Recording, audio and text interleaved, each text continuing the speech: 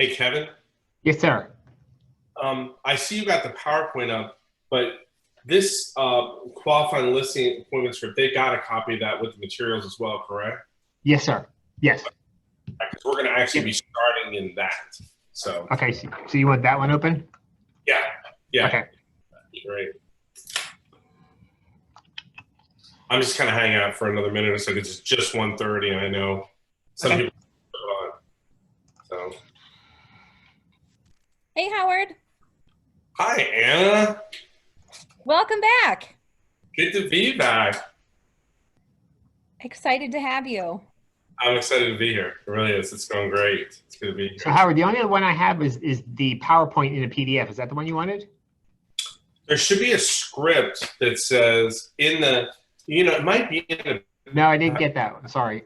I just got the PowerPoint and then the But you scroll down the PDF. PowerPoint. Yeah, but in the just scroll down the PowerPoint a little bit. I want to see if the script is later in the PowerPoint because I don't like so that I can see the pages. Like I can't control it. Are you seeing this? I'm just seeing the front page of the thing. And Okay, hold on. I'm sorry. You sure? Sorry. Okay. There we go. oh, and I just saw it. There it is, right there. That we're gonna actually be starting with that before the other stuff. So you Got just it. leave that up for now. Okay. Awesome.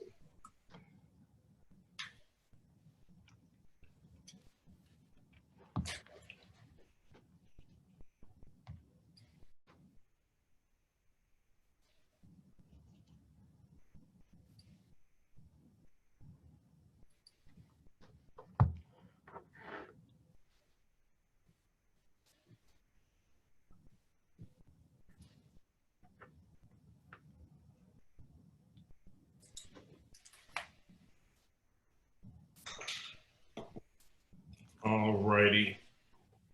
Okay, so I know some of you I don't. My name's Howard Weinstein. I'm the general manager and broker for the Ubaldini Group, and I am going to be spending some time with you this afternoon talking about objections and objection handling techniques. The key to this is to raise your conversion rate at the listing appointment itself. We're in a Zoom scenario, so I always ask that if you could please turn your camera on. It's hard for me to teach you a black screen with white letters on it. And it's hard enough that we're not in a room itself, right? So when we're already electronic and then it's just a black screen with white letters, that makes it even harder. So I encourage you to turn on the camera, be interactive, ask questions. Kevin is graciously going to facilitate this for us, so he'll keep us up to date with what's going on in the chat room and chat channel and things like that.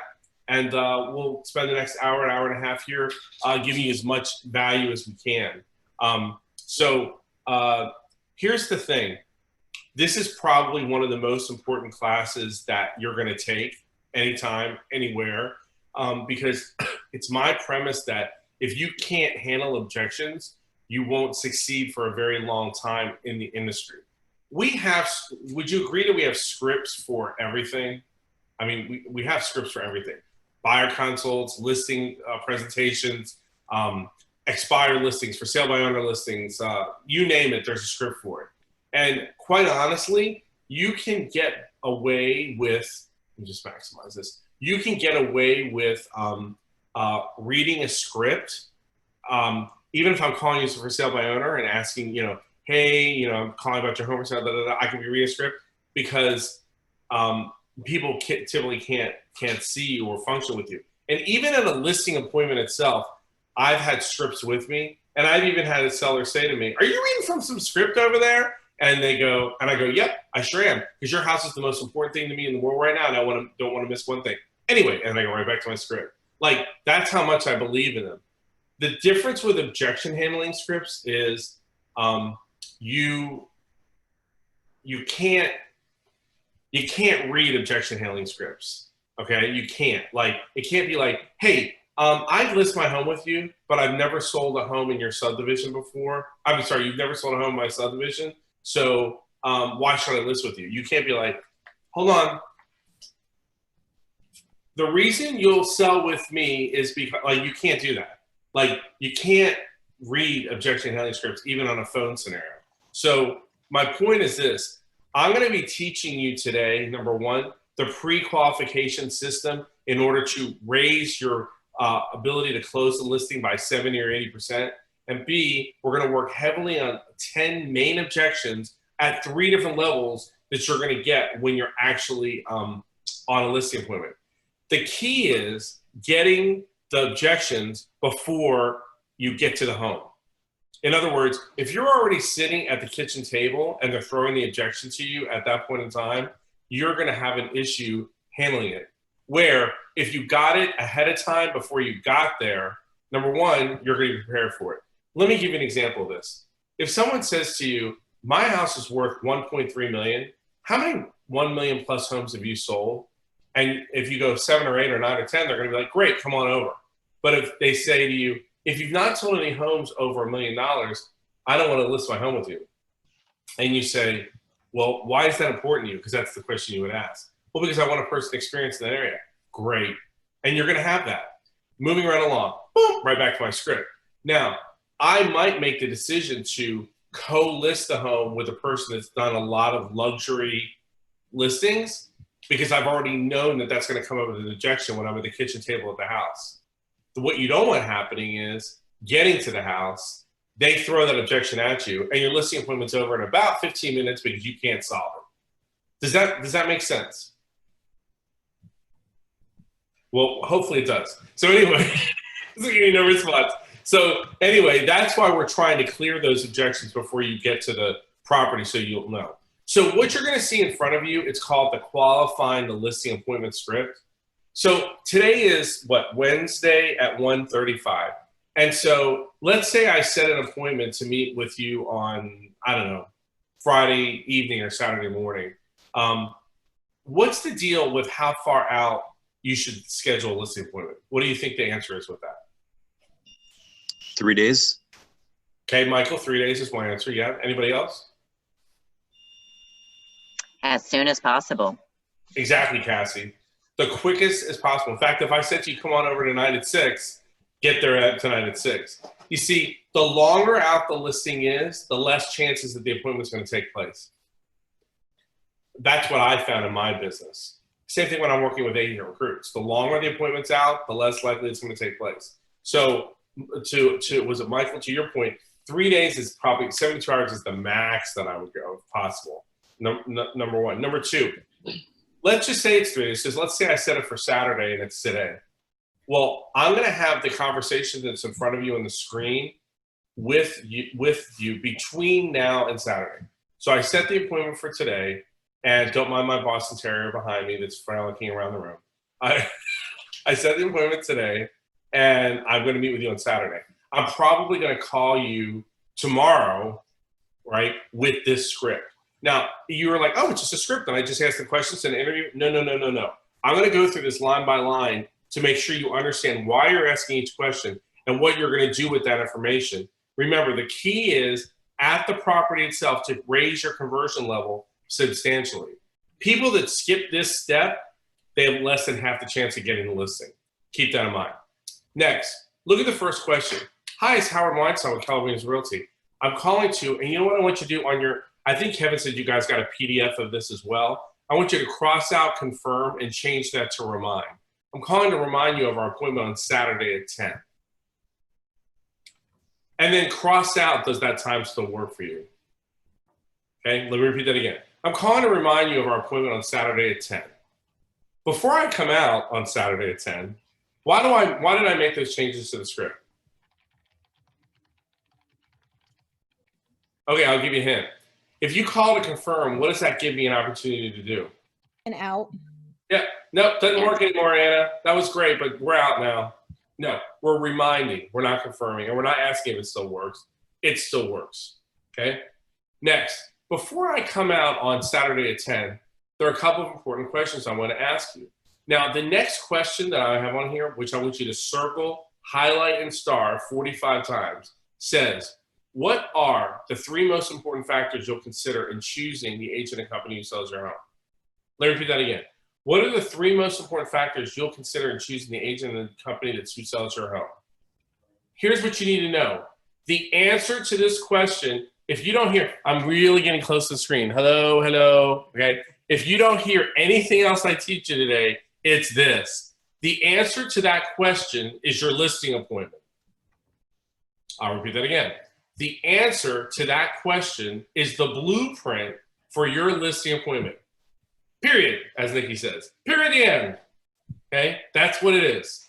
Why do I tell you that? Well, for a couple reasons. One, when I first got into real estate 1,060 years ago in 1994, and I worked for a Coldwell banker, pardon if there's any Coldwell bankers on here, love you too, they gave me a listing presentation book. It was huge. It was this big, thick, I don't have it anymore, obviously, but it was this big, thick thing. And I go to the appointment, I'm like, the reason you'll choose me and you're going to love me because of this, and I do this, and then I do that, and then I do this, and I call that, and I'm watching the sellers on the other side of the table with their eyes glazing over, and they're like, dude, really? What's my house worth, and what do you charge selling? And what am I going to walk away from the closing table with? Isn't that really what they want? I would think, right? And meanwhile, I'm like, on page 97 and page 106. No, that's not what we're going to do. So the answer to this question could be, what are the 3 most important factors you'll consider in choosing the agent and company who sells your home? I want an agent that sold 10 homes in my neighborhood. I want an agent that has been in the business for at least 24 years. I want an agent that will only charge me a 4% commission. I want an agent that's, so what am I getting out of them right now when they're answering this question? Leverage. You're getting the information. Yeah. What, Jody? I was going to say you're getting the information so you know what you're going into. You can cater your listing around what they want. Yep, you are getting that. What else am I? That's true. What else am I getting?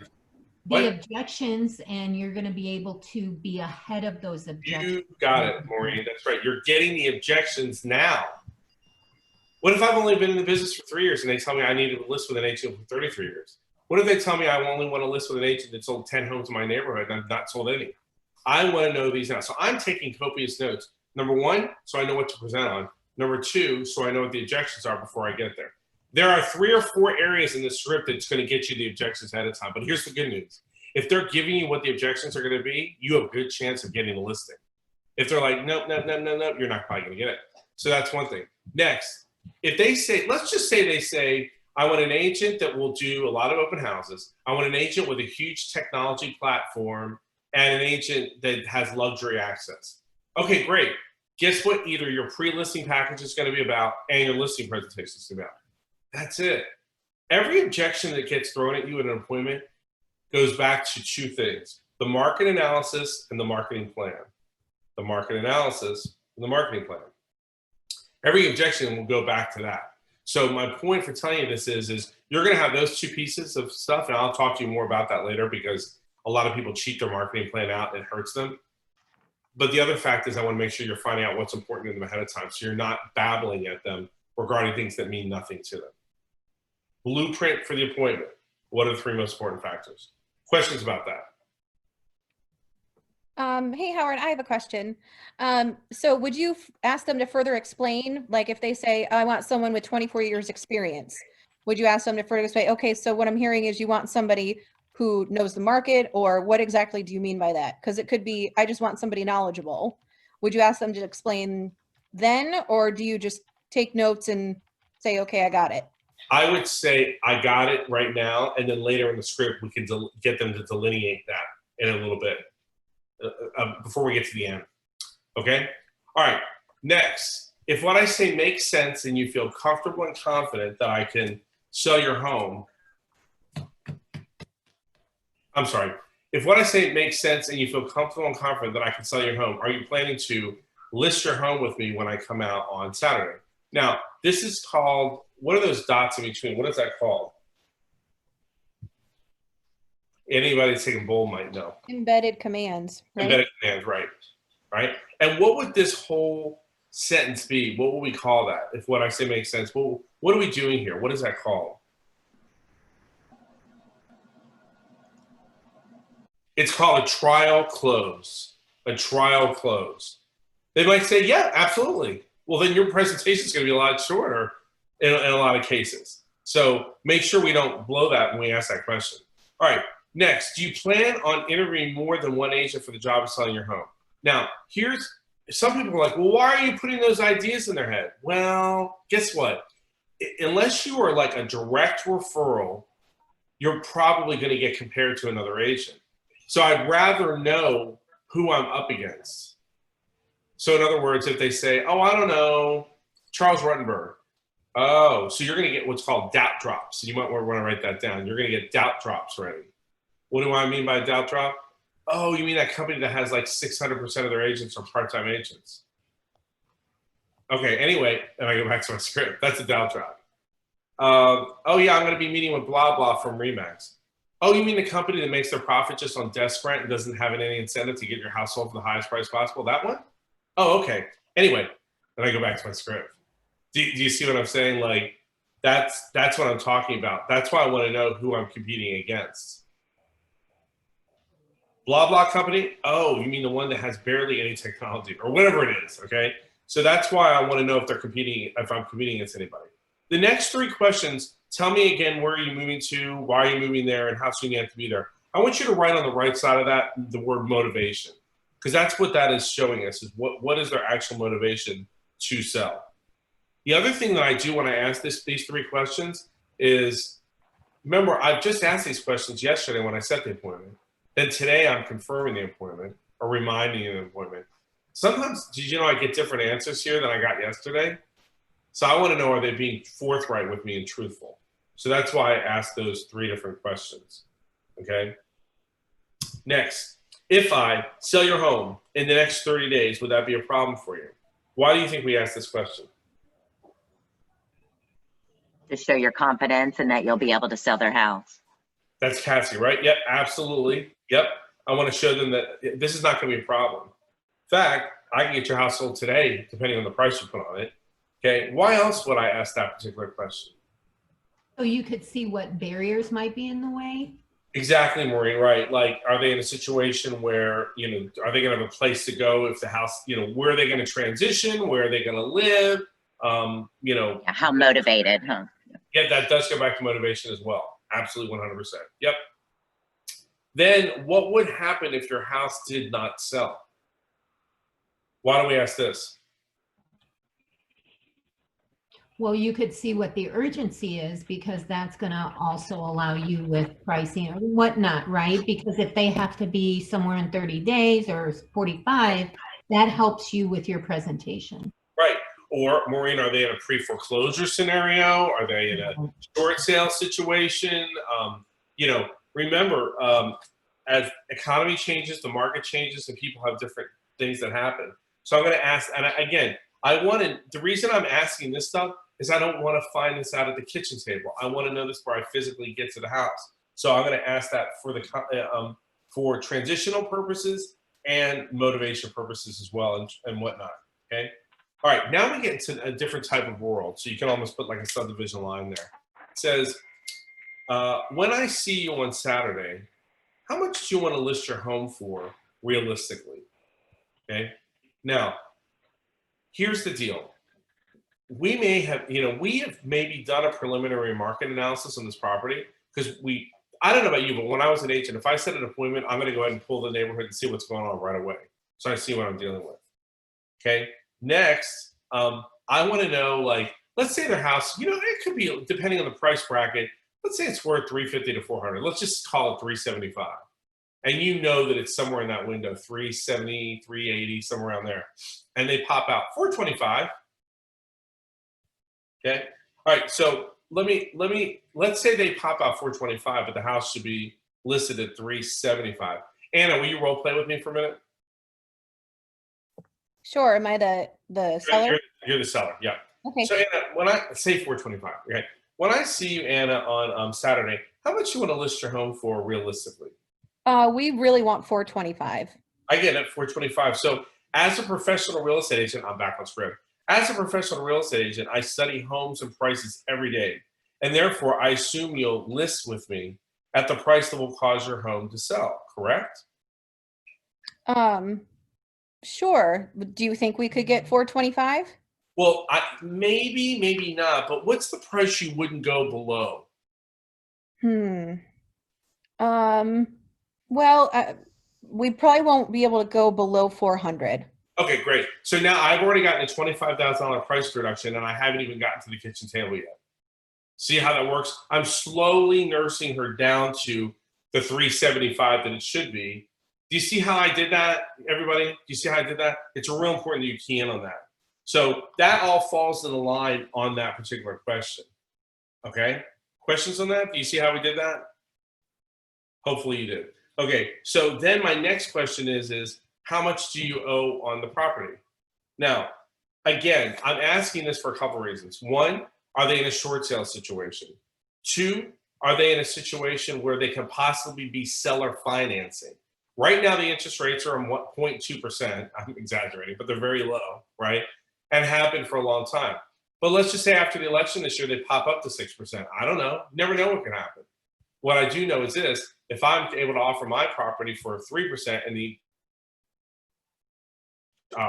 prevailing market is 6%, do I have an advantage in the marketplace? I'd want to know that. Or maybe I don't own the house outright, but I could do like a second mortgage and finance part of it while they get a primary somewhere else. So that's why I'm asking that particular question. Next, have you ever thought about selling it yourself? Now, I get a lot of pushback. Excuse me, stop. Sorry, dog behind me, destroying things. I love working from home. Anyway, have you ever thought about selling it yourself? Here's the thing. A lot of people are like, don't put that idea in their head. Well, guess what? It kind of already is, right? We're in a market right now where I could go plop a sign. Well, I'm an agent, but you know what I mean? I could go plop a sign in front of this house, and I'm probably going to sell the house in about 48 hours. Will I get best top dollar for it? Maybe. Will I put myself in the risk of liability? Quite possibly. Am I taking a lot of risk? Absolutely. So one of the things later in the class, oh God, I have so much to give you. I'm going to give you a ton regarding FSBOs, a ton regarding how to handle that particular objection. And a lot of doubt drops where for sale by owners are concerned. So hold on one second, I'm sorry.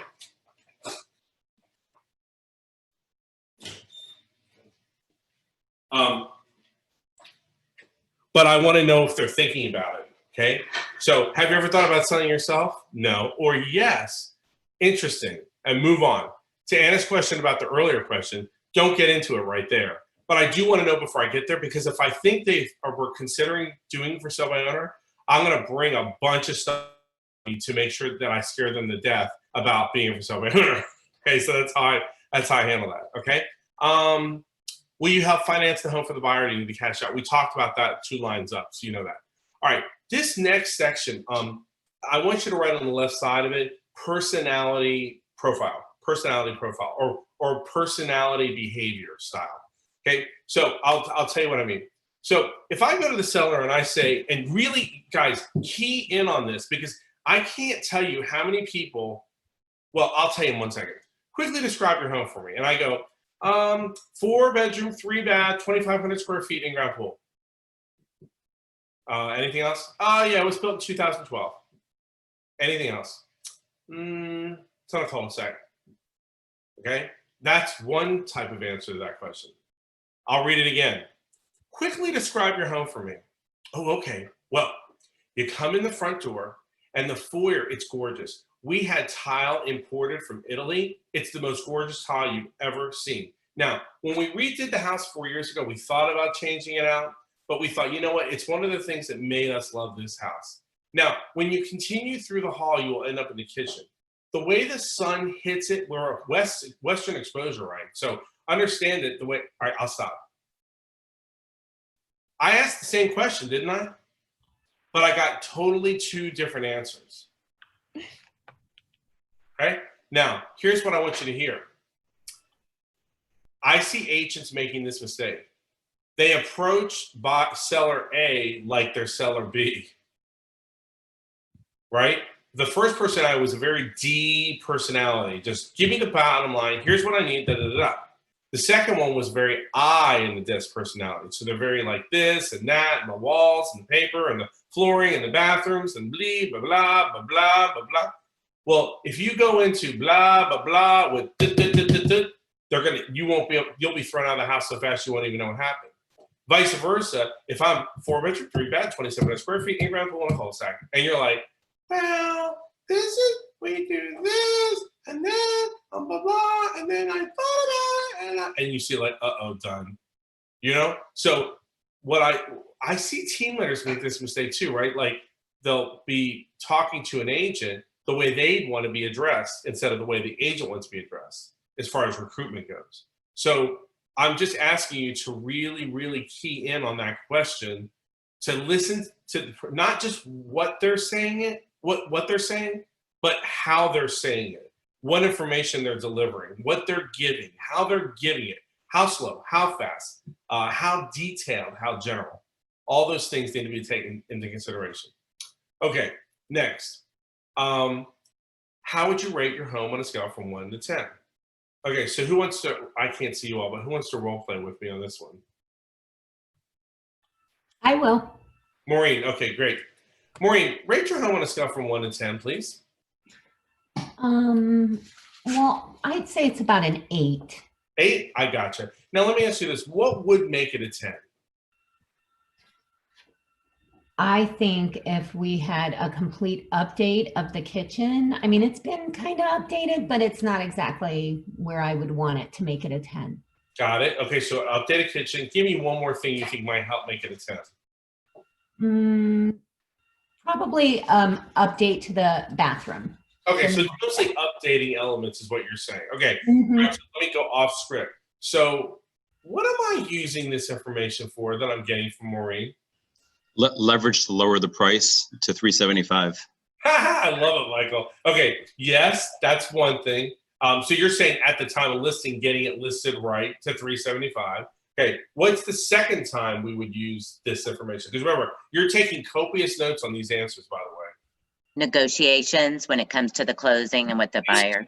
You skipped one, but yes, let's say we couldn't, Michael, get it to 375. Maybe it's 399, right? Remember, Anna said 400, so we're right there, but she still won't come down to market value. So I might use it to get a price reduction, and then I think it was Cassie who said, so yes, we would do it at the time of negotiation, right? Or remember, I don't know about you, but I've got a lot of agents that are dealing with appraisal issues right now.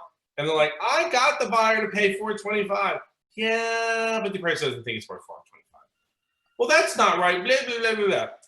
Remember back on July 24th when we met and you told me what would make it a 10? Well, guess what? The appraiser's thinking the same thing right now. So Right. you get the point. That's what that information is used for. Remember, the key to real estate is being able to put the buyer in the seller's shoes and the seller in the buyer's shoes. So in this instance, we are putting the seller in a buyer's shoes. Okay? Questions about that?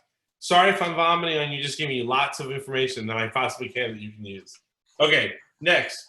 Is there anything positive or negative about your home that could affect the price? Now, what I want you to write by this question are these words: saleability versus value. Saleability versus value. Who knows the difference? You're basically telling them what the market value is, and then compared to what the actual value is, what the buyer's willing to pay. Does that make sense? It does, but that's not what I'm looking for here. But it does make sense. But a good guess. So I think it's more of like what Michael was saying, but if they say, oh, well, we just redid all of the light switches and we just spent all this money on that, so we want an extra $10,000 on the price because of that. Okay, well, that might be great to mention for marketing, but that doesn't equate to $10,000 in value for the appraisal. Right. You're adding saleability, but it doesn't mean you're adding value. So yeah, that is kind of what Mike was saying. You're right. I think sellers get caught in this trap a lot. It's the tangible things, like I spent $68,000 to put a pool in, but on the appraisal, it's going to only add 25. And sometimes it's intangible, like the house is, either say it's clean as a whistle, or the curb appeal is real good, or whatever. Like, it always cracks me up because, like, builders, so they'll be like, if you want this lot premium, it backs up to a retention pond. So you're going to pay $20,000 to be on that pond. But are you necessarily going to get $20,000 more than the person across the street that backs up to a house? No. Will it sell faster? Yes. May you get more? Somewhat. 20,000 more? You see what I'm saying? So when an agent says, we don't need an agent, when a buyer says, we don't need an agent with new construction, that's an example of why they need one. Because you need to go with them when they're picking out their extras, because they're not adding things that don't have value unless they understand fully that it's for their enjoyment and not for necessary value when they sell the house. So that's what I mean by saleability versus value. And that's going to come up when we talk about the actual objections themselves. Okay? Next, I'll be sending over a package of information when you take a few minutes to review it. Right next to that, that's called the pre-listing package. Some people do it, some people don't. If you do it, you're going to use the answer to the top question, which was, what are the 3 factors you're looking for, 3 elements you're looking for in the agent company to sell your home? That goes to but they're not going to read it. You know that, right? But they might look at the first couple of pages, and if you've addressed the answer to that question, it's what you're going to have a higher chance of getting listed. Okay. The other reason people do a pre-listing package, to get another chance to, well, in the old days, meet a person before you actually go to the appointment itself. So it's a rapport builder. Now it might just be doing a pre-listing mini presentation on Zoom. Okay. All right. Next question. Do you have any questions before I arrive? Let me demo why this is something for you. Do you have any questions before I arrive? Well, yeah, how long have you been in the business? Do you have any questions before I arrive? Well, sure. How many homes have you sold more than 600,000? Do you have any questions before I arrive? My condo is in a special building on Gulf Boulevard. How many homes have you sold in that building? Do you have any questions before I arrive? You see what I'm saying? So what am I getting right now? What's the name of the class? Objections. Yes, objections. That's what I'm getting, are the objections. Okay? So that's why we asked that question. It's another opportunity to get the objections on the table. I want the objections before I get there. Okay? Next, I've only spoken to you. Are there any other decision makers? Now, we all know the reason I have this question on here. It's because I don't want to do a full presentation and they're like, well, really my spouse is the decision maker, blah, blah, blah, blah. Or I only spoken to you, are there any decision makers? Well, I did the whole presentation. Well, we're elderly. My daughter lives in Virginia and we never do anything without her, blah, blah, blah. Well, especially in the world of Zoom, we've got no excuse not to have all the decision makers on this call. Could be parents with a child. Could be children with a parent. Could be a spouse. Could be another spouse that moves somewhere else. Could be partners, whatever all that is. So that's why we asked that particular question, okay? So if you follow this script, your conversion rate should be at least 50 to 60% higher, and you'll know your objections ahead of time. Now, here's what I want you to remember. I'm teaching you all the objections at the highest level. So don't freak out like, oh my God, I have to deal with all those objections. No, you're probably going to get 2 of the 10. And remember, it's 10 at 3 levels. So I'm showing you 30 techniques over the next hour. So don't freak out. I'm teaching it to you at the highest 90-degree level. You might only get it at like 5 degrees or 10 degrees or 15 degrees. I hope that makes sense. Okay? Any questions before we go to actual objections themselves or odds? This is good stuff. Awesome, Michael. That's what I want to hear, my man.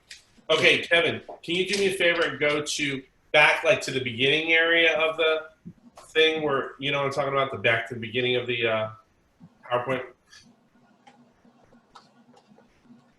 Okay. Yeah. And then just go right down to where it's got, we only want to give you a 30. Keep going down there. Keep going down. Yep, that one right there. Yep, we're going to start from there. Okay, so we only want to give you a 30, 60, 90-day listing. Now remember, about 20 minutes ago, I told you you're going to have 2 things out on the table for the whole presentation, and every objection is going to go back to those. What are those 2 things? For experience. No.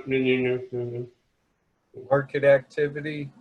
Marketing, yeah, CMA, yeah, market analysis, yep, Brian. And what's the other thing? Your presentation? Well, your marketing plan. Marketing plan. Yes. Your market analysis, marketing plan.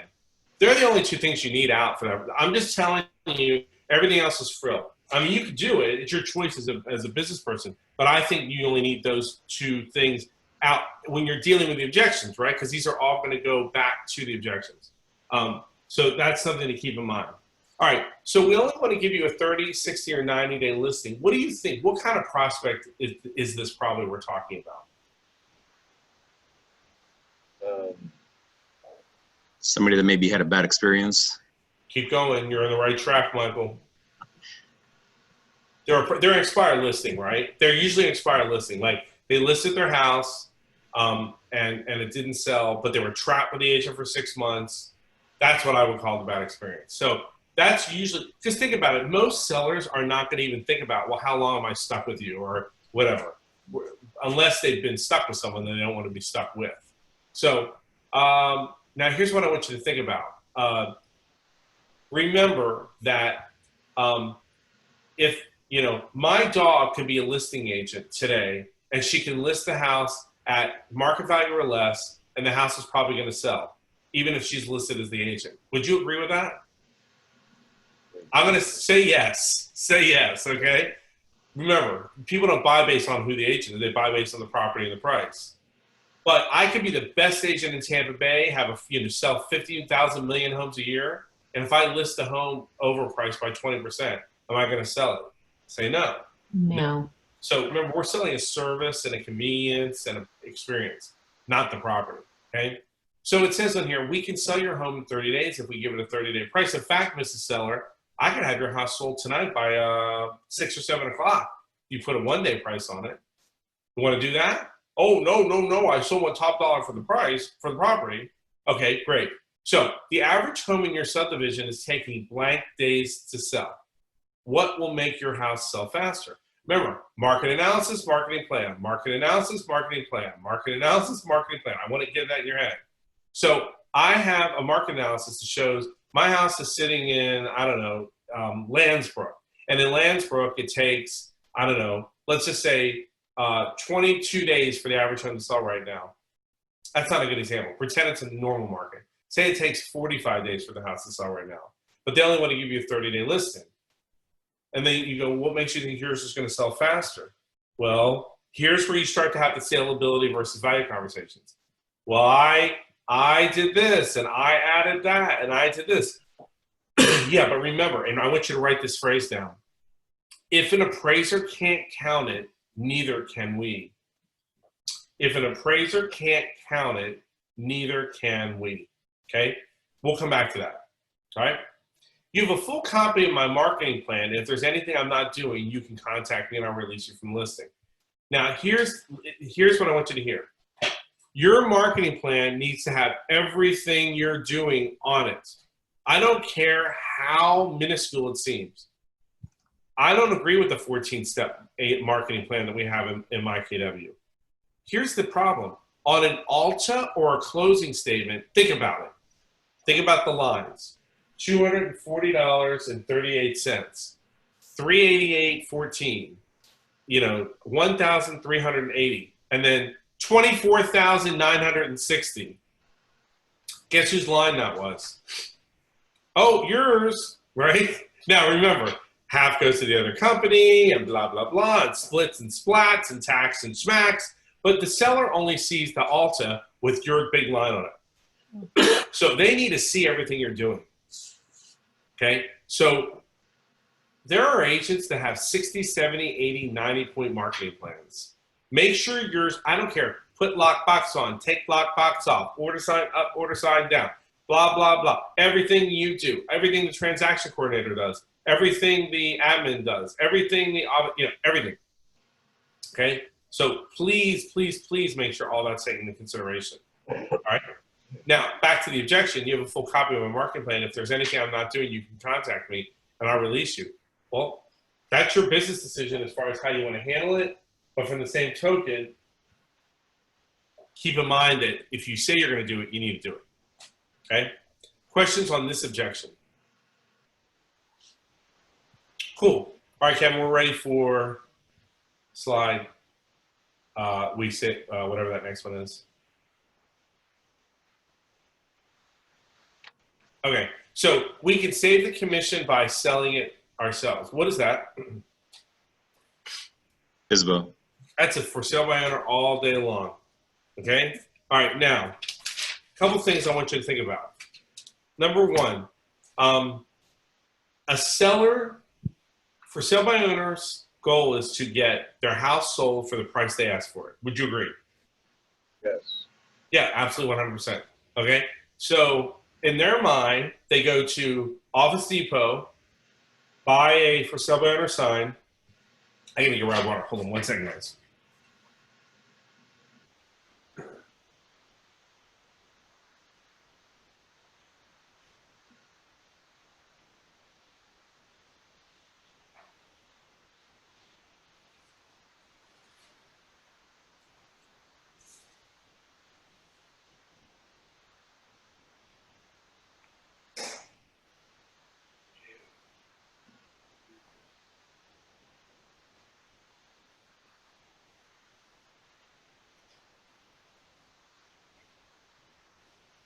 Sorry, Zoom throat since 7:30 this morning. They think they just put the sign up, sell it, buy a contract, fill in the blank of the price, and it closes. So my first leadership position was down in Fort Myers Beach, Florida. And I'll never forget this. I was in my office, and an agent of mine comes to the door, and he has a client of his with him right at the door of my office. I've been a team leader at that point in time, I don't know, probably 6 months. And they're standing in the doorway, and the seller is in tears, an elderly lady. And I'm like, what is going on? So he puts the seller in the conference room, and he comes back to my office. And I said, what's up, Jim? And he said, well, this seller, she has a condo. He pointed right where it was. It was down the street from our office on the Stara Boulevard. She had a contract that's for sale by owner. She was selling it. This is like 1997, I think. So she's selling it for like, say, $340,000. Well, what she didn't know is on the section where it has additional terms, seller to pay buyer or seller to credit buyer $25,000 for concessions, meaning carpet updates and this and that. She didn't know that was there. She's like, ooh, I'm asking $350. Boom, I sold it for $350 and signed. So she gave $25,000 away and didn't even know she did it. Oh, by the way, the story I just told you, I tell agents to tell in every for sale by owner appointment they go on. Because I want the seller to understand what's involved, number one. Number two, look at the slide. Are you concerned about the liability involved, especially when it comes to disclosure? Did you know most litigation that happens regarding sales of homes involves a for sale by owner that didn't know that they had to disclose something? Look, they're not even trying to be sneaky about it. They just didn't know. Like if half my house has termites and I have to get rid of termites and get the house done and tenant and all this stuff, I still have to disclose that. I can't not disclose it because it was fixed. So we talk about that point. Second, let's talk about all the negotiable pieces to a contract. Circle that one and star it because it's huge. How many negotiable aspects of the contract do you think there are? Like 25? 27, actually. Yeah, exactly right. There's a lot. There's a lot. And that doesn't even include the ones that we're not even thinking about. That's just the generic ones based on the fill in the blanks. So there goes, what do you mean negotiable aspects of the contract? Because remember, in their eyes, it's price, closing date. Oh, maybe if the refrigerator's thrown in. Well, there's a little more to it than that. What do you mean? Okay, well, Mr. Seller, let me ask you a question. How much escrow are you collecting on this property? What do you mean? Like, well, how much escrow? Oh, I don't know, $1,000. Really? Your house is worth $525,000. You're just going to collect $1,000? So what happens if the buyer walks? Well, how does that work? Right? Hey, oh, what are you doing with that escrow money? Where does it go? Can you deposit it with your own accounts? Does it have to go to a title company or an attorney? Where does that money go? Well, can't I just put it in my bank account? That could be an issue with commingling funds, couldn't it? Okay, now let me ask you this, Mr. Seller. Who's paying for the inspection repairs? And how many do you have to do? And oh, by the way, who's handling the title insurance? And what's customary in Pinellas County? And who handles the doc stamp on the deed versus the mortgage? And who's paying it? I just start blabbing and vomiting. I just ask, I ask all these. I ask them at this velocity, And I ask one after another, after another, after another, after another. This is why I would list a lot of for sale by owners as an agent. Boom, ask one after another. And oh, by the way, I would go into DocuSign or Dotloop, whatever your fancy, and I'd print every single form we've got. Oh yes, I'd spend the money on the paper and the printing because it would equate to about $10. And when I get to their house, I walk in and I go, hey, can I use your dining room table? What for? Oh, you'll see. And I go to the dining room table and I take and start putting all the forms all over. Letter A, letter B, seller financing, government financing, appraisal contingency, pre-occupancy, post-occupancy. I put it, and I see their eyes getting bigger and bigger and bigger. And I'm like, what's all that? Oh, everything it takes inside your house. Anyway, letter A, letter B, letter C, HOA, voluntary, mandatory. And they're like looking at me like I'm like, you know, Weinstein, like crazy. And I'm just putting it all out there because I want them to see. Because remember, in their mind, it's a contract that you fill in a sales price. They need to see all these things. Side note, when you're lead generating, keep a list of the negotiable aspects of the contract in front of you because you might use that when you're calling for sale by owners. Oh, I got this. I'm calling an attorney. I'm good. Oh, yeah, really? Well, does the attorney care how much your house sells for? Do you pay the attorney any different depending on how much the house sells for? What's the attorney's marketing plan for your home? Oh, I didn't think about all that. You know what I mean? So that's why I do that, okay? So that's the negotiable pieces to the contract. Next, do you know how to handle escrow? We just talked about that. Or the closing process. We talked about that too. Do you have any concern about security and safety? It kills me. I will still see people with like Fort Knox on the front of their house, 27 deadbolts and everything else. And I could be a rapist, axe murderer, and call for sale by owner and be in there tonight at 6. I'm not lying. I'm totally serious. People would, to save the 6% or 5% or 7% or whatever it is, they'll take any risk needed, right? So I'll talk to them about that. What about being the first line when it comes to negotiation? Now, here's the example, and this is kind of hard. I wish I was in a classroom with you guys to show you this. But I'll draw this and I'll show it to you.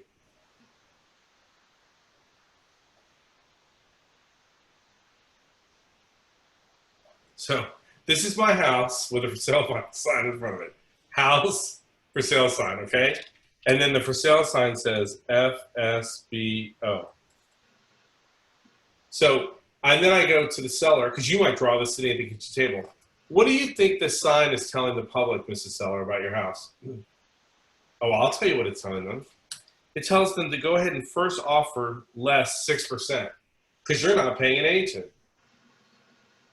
Oh, and by the way, you're taking all the liability in that process. Okay. The other thing, Mrs. Seller, I'm going to tell you is in Tampa Bay, we're what's called a negotiating marketplace. So a lot of times people list their homes 4 to 6% higher than they would actually get for them. So as a buyer, I'm going to naturally take 5% off my offer price. Oh, and one more thing. Remember we talked about the negotiable aspects of a contract? Statistics show that for sale by owners don't know how to negotiate those aspects of the contract. Sure, they'll negotiate the price, and sure, they'll negotiate the closing date. They don't think about all those other things. So they usually lose another 5% by doing that. So by for sale by owner in your house, you have a chance of losing 16% of what I will be able to get net for you for the property. So I showed them that as a tangible, okay? By the way, when you go for the appointment, my suggestion is when you're sitting at a kitchen table, let's say it's me and 2 other sellers, I bring a tent sign and I label it market. I label it market and I sit at an empty chair at the table. Why do I do that? Because I want to give them a visual as to the market. Otherwise, guess who becomes the market? You guessed it, you. Why are you telling me I can only get? Why are you saying I can't get? Why do you feel I can't get? Blah, blah, blah, blah, blah. No. Look, here's the deal. Use this language. The market says blah, blah, blah. The market is telling us blah, blah, blah. The market is showing us that. The market is screaming that. Make the market a person. I've even had agents to take a doll and put a market on a hat and stick it on it and put it at the table. I don't care what you do, but make the market a tangible aspect of the presentation. Okay? And that's why I said about being the first line when it comes to the negotiation process. Like I remember seller and buyer's shoes, buyer and seller's shoes. What are you going to do? Sit at the dining table? I'll give you $350. No, I don't want $350. I want $400. No, I'm not paying more than $360. Like really? Not so much. Doesn't work. Questions about for sale by owners? None? Don't they assume, as a FSBO, don't they assume a certain type of liability and risk, not knowing all the rules and regulations as a professional would? Sure. They're taking extra risk. They're taking a risk. So that's another leverage for us. It definitely is. Yep. Definitely, Michael. Yep.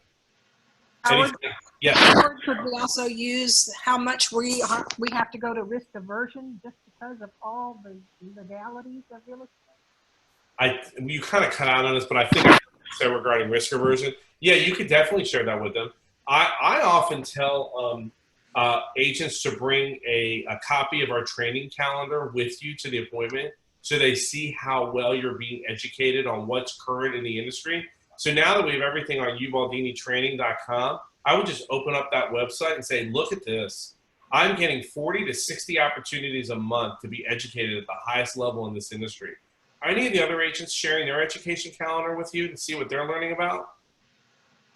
And to Lois, to your point, That's a good one.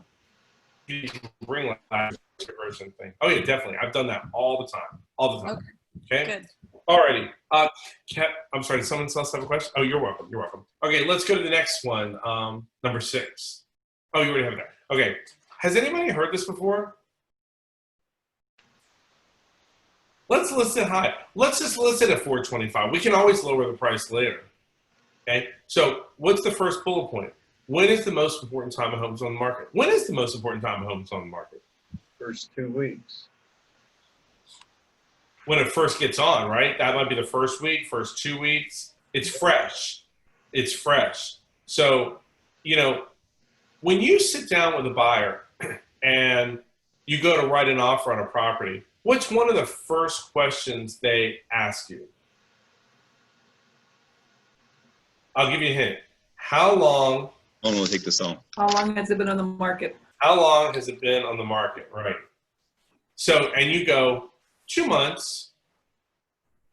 Do you think there's a different mindset regarding the offer price versus if you said 2 days? Yes, definitely. 2 weeks, right? I remember when I was a real estate agent, I'd be showing property and we'd walk into a vacant home. And I'd turn to the buyers, and if I was, a single agent, I'd turn to the buyers and say, ooh, vacancy denotes desperacy. We're going to get a good deal on this one. Let's look. That was the mindset I gave them right there. Meaning someone's paying for this house and another house at the same time. Okay? All right. The other thing, too, regarding reputation, hold on one second. Sorry, barking dogs.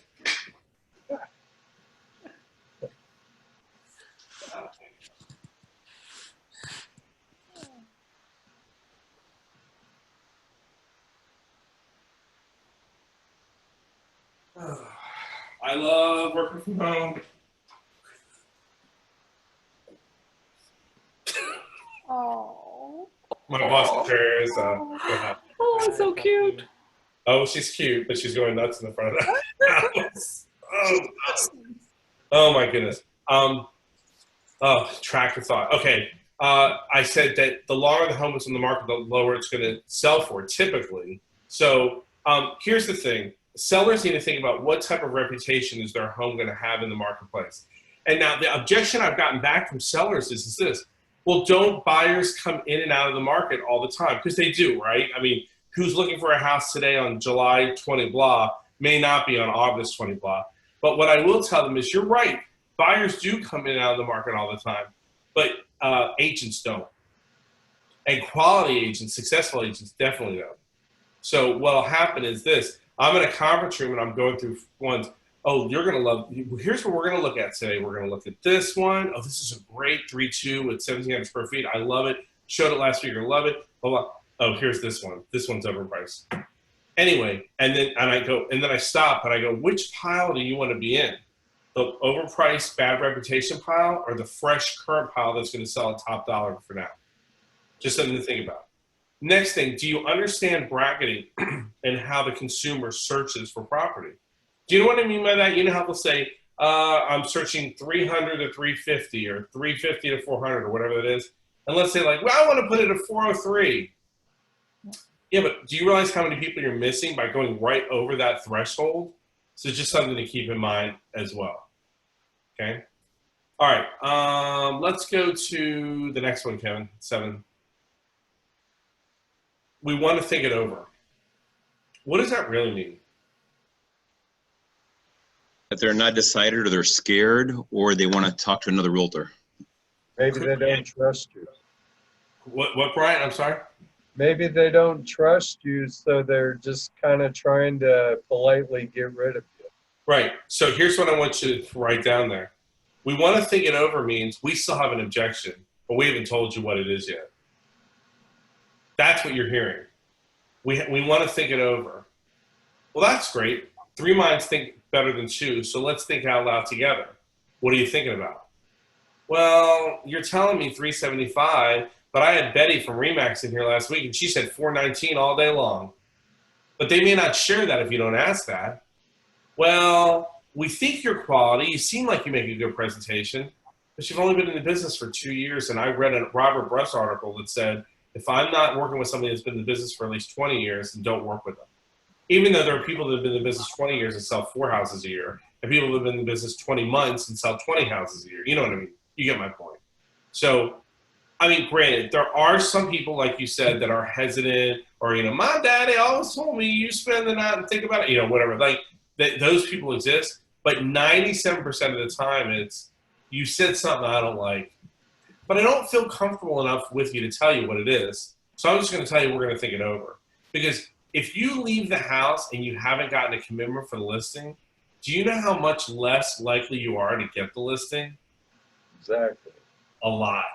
Right, a lot. So hopefully you're going to be able to get the objection. Oh, geez. You're going to be able to get the objection from that question. Okay? That's a big one. Because this is going to come up when you go to close. Go to close. Okay, Kevin, we're ready for 8.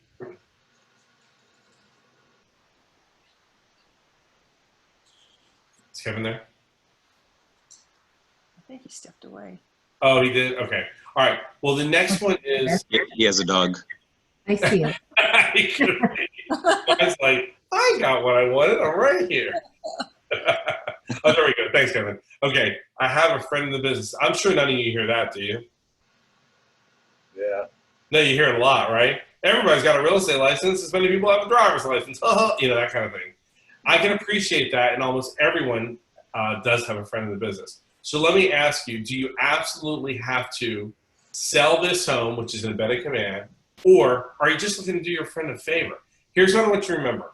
Keep this in mind. If they were going to list with a friend, you wouldn't be in the house right now, or you wouldn't be doing the Zoom, whatever, however you do it. Got that? So keep that in the front of your mind, because a lot of us get like freaked out. Oftentimes what happens is this. Maybe it's 2 spouses or whatever, you know, husband, whatever it is. And one's like, we're going to just list with Bobby. You know, I play golf with him every single Sunday. And the other spouse might go, no, we're not. We're going to interview a couple different agents because this is a big undertaking and I want to make sure, you know what I mean? So sometimes it could be one person initiating that. So something to keep in mind. The other thing I see that happens, it's not just a friend. Like maybe, let's use our area as an example. Maybe like my house here is in Northwest Tampa and I sell it and I buy a house in St. Pete or below St. Pete, even for that matter, down there somewhere.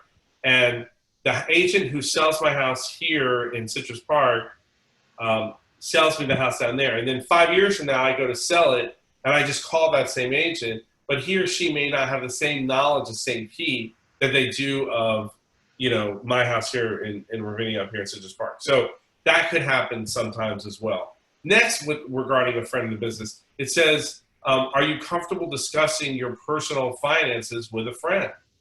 Like, and, you know, I used to have this limiting belief with this one, and I would be like, well, I'm not buying a house, I'm selling a house, so they're not going to be, well, you're still going to know about my personal finances. You're still going to know, do I owe? Do I owe on the property? Am I in a potential pre-foreclosure situation? Like, remember, what are the 2 things out on the table? Marketing plan.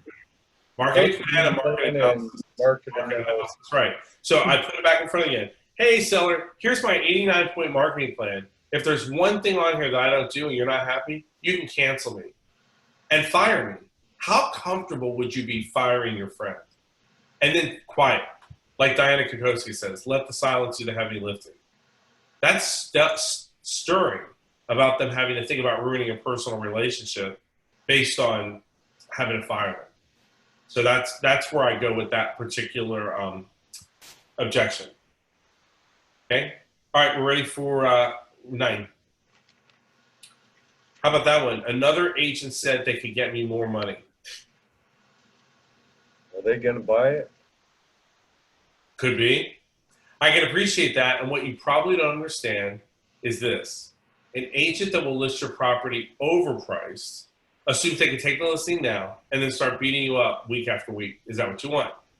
They're afraid to tell you the truth. Now, let me tell you something that works beautifully for this. Because I got burned so many times that I got fed up with it, where the agent would steal the listing from me by promising them they're going to get them $20,000 more when it wouldn't even command that, blah, blah, blah. So then I taught agents to start the laptop, open up Stellar, and teach the seller how to do a market analysis right in front of them. Now, you're going to have your printed one that you did ahead of time and everything. Or on Zoom, you could do it right there with them on Zoom, sharing your screen.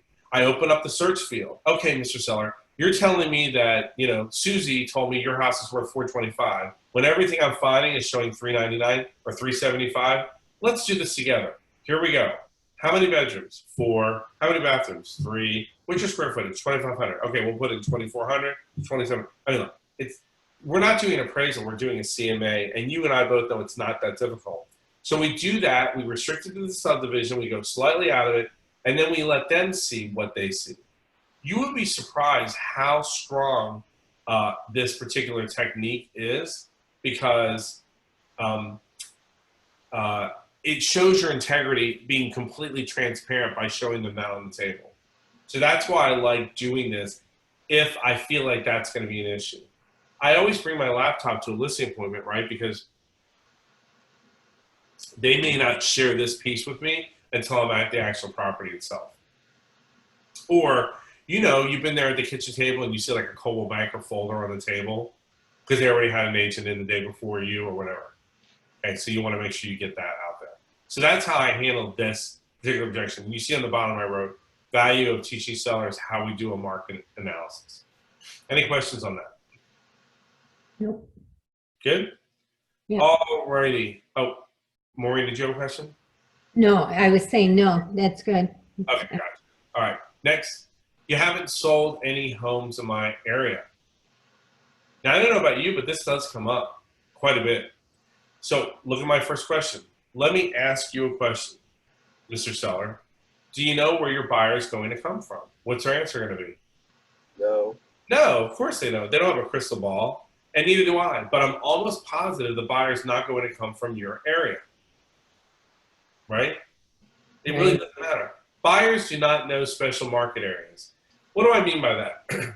I mean, buyers know that are from out of the area, Tampa, St. Pete, and Clearwater. They don't know Dunedin. They don't know Treasure Island. They don't know particularly Carrollwood or West Chase or anything like that. Okay? Now, I will ask them the question, why is that important to you? Well, I got a postcard, and she says she's the neighborhood specialist, and I feel like, are you the neighborhood specialist for my neighborhood? No, it really doesn't work like that, especially in the age of technology. And then we have that whole conversation. But it really doesn't matter whether I've sold a home in your subdivision or not. It really comes down to what are my marketing techniques and what does my marketing plan look like? So let's get that back out and look at it again. Remember, marketing plan, market analysis, marketing plan, market analysis. So that's how I typically handle that objection. The other thing is I explain to them, rarely does a person buy in a neighborhood who already lives in that neighborhood. They're usually coming from somewhere else. So it really, and remember, there's usually a listing agent and a buyer agent. So you're the listing agent in this instance. You're not even really going to be selling it to the buyer. The buyer agent is going to be selling it to the buyer. Is all that adding up for you, hopefully? I'm thinking so. Yes. Okay, thank you. Yes. Okay, next. What exactly do you do to sell homes? Remember, you're the biggest ticket item on that Alta. So I will say to them, that's a valid question. Let me ask you, are you aware that there are two types of real estate agents, passive and active? I'm an active agent, meaning when you sign the contract tonight, and that's an embedded command, I will spend my time actively marketing your home to the public and the other active real estate agents and getting it sold. Let's look at my marketing plan. Now I go back through my marketing plan itself. Let's look at my schedule. I will get my Google schedule out and show them, here's how I spend my day. Here's how I'm a full-time agent. Here's what I do for lead gen. Here's the time I spend on lead gen, and so forth. Let's look at my schedule and how do I incorporate lead generation into my business day. And then finally, let's take a look at my or my company's track record in your area. And this is where we bring out the language of real estate. Okay. Now, you all know what a lure is, correct? Language of real estate. So you're going to have that present. You can either use your own, you can use our market centers, you can use all of the Keller Williams market centers in the area. You can do whatever you want. Whatever stats make you, they're true, and whatever stats make you look the best are the ones you would want to use. Okay, because that's kind of like your job description, if you will. It's what you do to sell homes and get them sold. But it's important that they see that lead generation is a primary element of your game. Questions about this? Nope. Am I just that thorough that you guys have this few questions? Or am I trying to smack like 4 hours information in 90 minutes? I'm not doing this. No, Okay. actually, you are that thorough. Oh, I appreciate that. That's very sweet. Okay, next, Kevin. Okay, now this one, what makes you different from the last agent that I spoke with? It's the same answer as the last question. Marketing plan and market analysis. Yeah, marketing plan and market analysis. Yeah, that's right. And all the answers to that question there, which is passive active agent, marketing plan, right? Lead gen into the business day, and lure report. Same answer to those questions as far as what makes you different. You know, they teach in List Your Way to Success, Gary's class and Nikki's class, List Your Buyers for Success. They teach in there. I take a different approach. I'm a consultant or a consulting agent, not just a sales agent. And what that looks like is this. And that scripting is in there. And I can't stress that enough. Objection handling techniques, pairs wonderfully with List Your Way to Success and List Your Buyers for Success. Okay, next one, Kevin, please. Okay, will you cut your commission? I met with another agent and they said they would, right? And I know that you guys deal with this. I can appreciate that other agent said they would cut their commission, but can I tell you what makes me nervous? If other agents do not have the courage to stand up to you regarding their own worth, how strong could they possibly be defending you and the price we set for your home? Mrs. Seller, I have that courage. You feel I can sell your home. I always tell the story when I was an agent. I remember like learning my scripts, solidifying them, and then internalizing them. And I was at a listing appointment. Oh my gosh, I remember it like it's yesterday. When I was at the house, I sold in Orlando. That's where I was an agent. And you can't have price fixing, I get it, but I listed most of my listings at 7%. This is in the 90s. And I went through the whole listing presentation and I went through the paperwork. Because remember, this is pre-dot loop days and pre-DocuSign. It was hard paper sitting at the table when we had to go through each thing and have them sign it. When we got to the very end of the listing agreement, and the guy said to me, I love your presentation. I love your marketing plan. I think you're going to do a wonderful job selling my home. But what if I told you we're going to do this at 6% and 7%? What are you going to do? I said, I'm going to tell you probably need to find another agent, but I appreciate the time. Thank you. And I started to get my things together. And I'm like, uh-oh, did I just say that? And the agent goes, that's why I want to hire you. And he listed it at 7%. And I remember leaving that house and I go, okay, when you have your scripts down and they don't sound like a script and you prevail with confidence, it's way stronger than anything.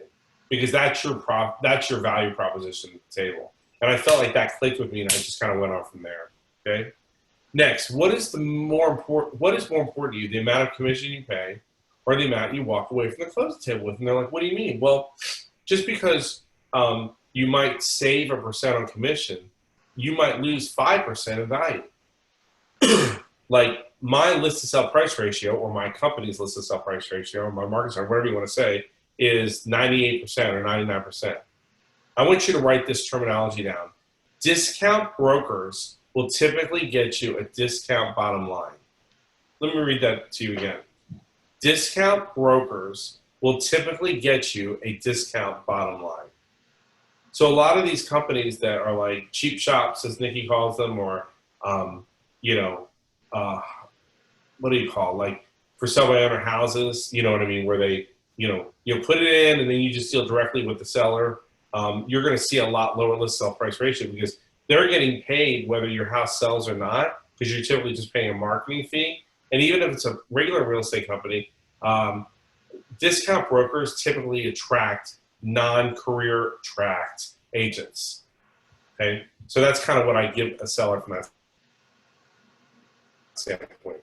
I redefine my value proposition. That's taught in Ignite 1, by the way, your value proposition. What is your elevator speech as to why someone should use you, okay? And then presentation is everything. It's like the example I give you. This dog right here listed a house, underpriced, it's gonna sell this afternoon.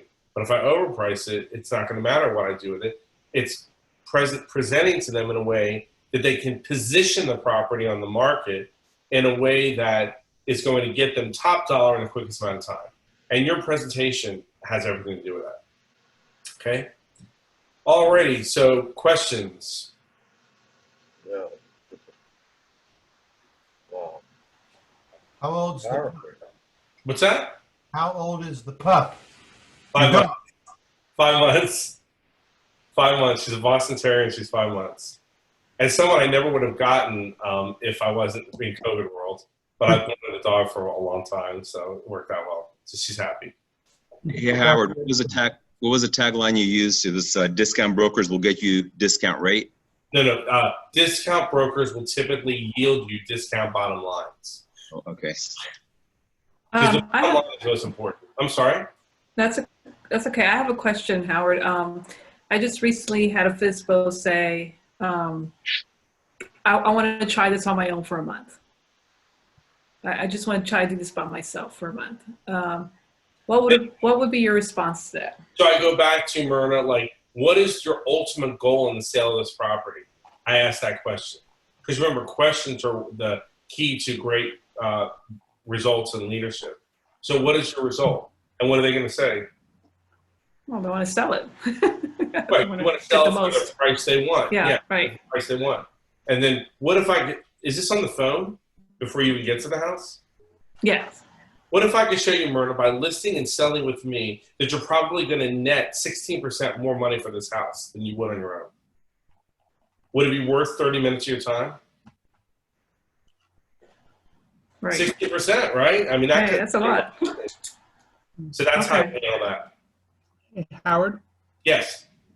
What are the differences and similarities between practicing scripts and practicing objection handlers, and what's the most effective way to practice objection handling? Yeah, I think your internet's a little off, but I definitely got the gist of your question. So remember what I said at the beginning of the class, I think objection handlers are the most important scripts that you do because they're the ones you don't know ahead of time and you're not reading ahead of time and you're not prepped. They're thrown at you on the spot. So that's why I think those are more important than even for sell by owner, expired, database or anything, number one.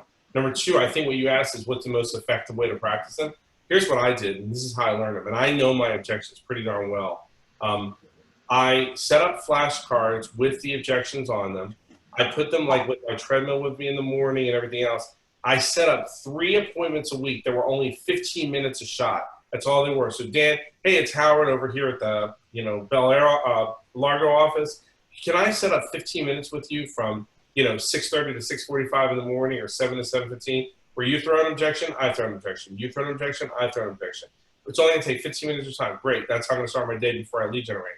I get Dan for one day. I might get Scott for another day. I might get Myrna for another day.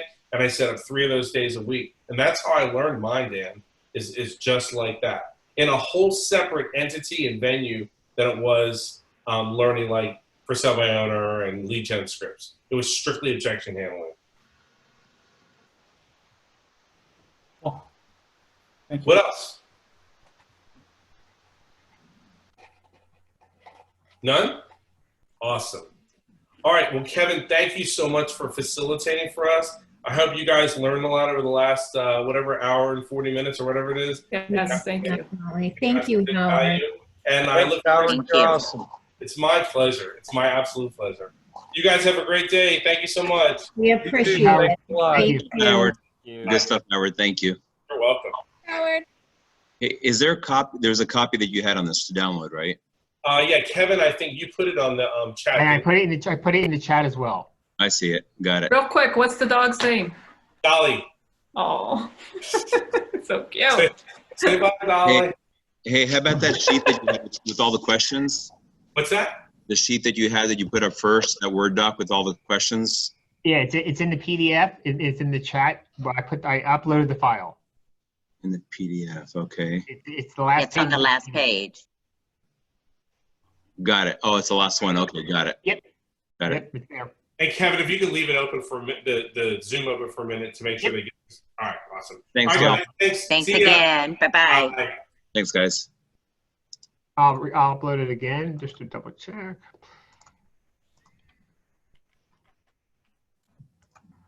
Hey, Kevin, Yes. where will this be posted? Yep. So your internet. I imagine it's recorded somewhere. I'm sorry. Would you repeat that? He wants to know where it's all going to be posted. Okay. It's always any course material will always be on the Ubaldini training link. I'm going to type. There's a link for the document there.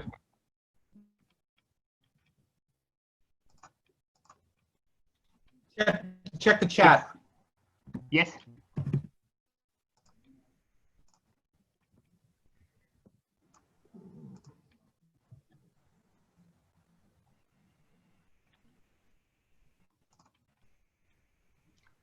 Everybody get the file?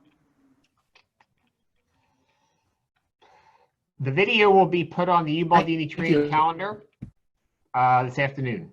The YouTube channel of the YouTube.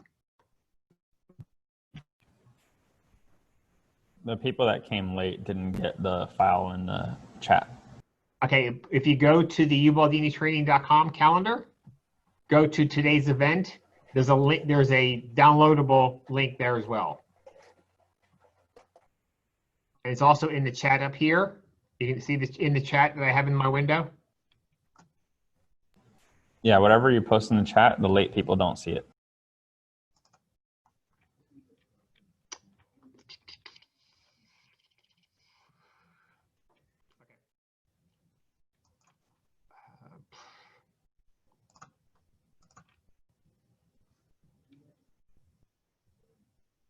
Hold on, I'll upload it again. Give me a second.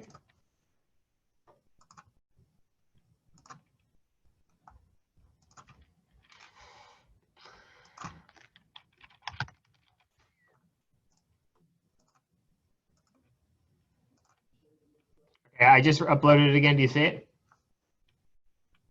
Yep, everyone sees it.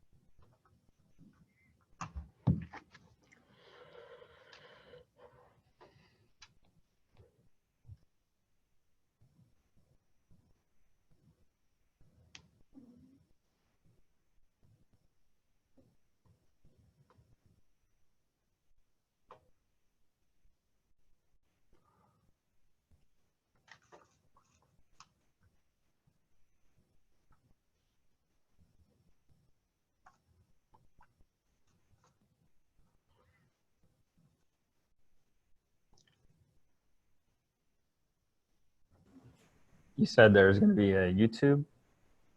It will be put on the our YouTube channel, Okay, what's the YouTube channel? Ubaldini Group. Okay. It's not there yet. I had to download it, and I have to download it from here first. Understood. All right, guys, we're done. Any other questions? I think that does it.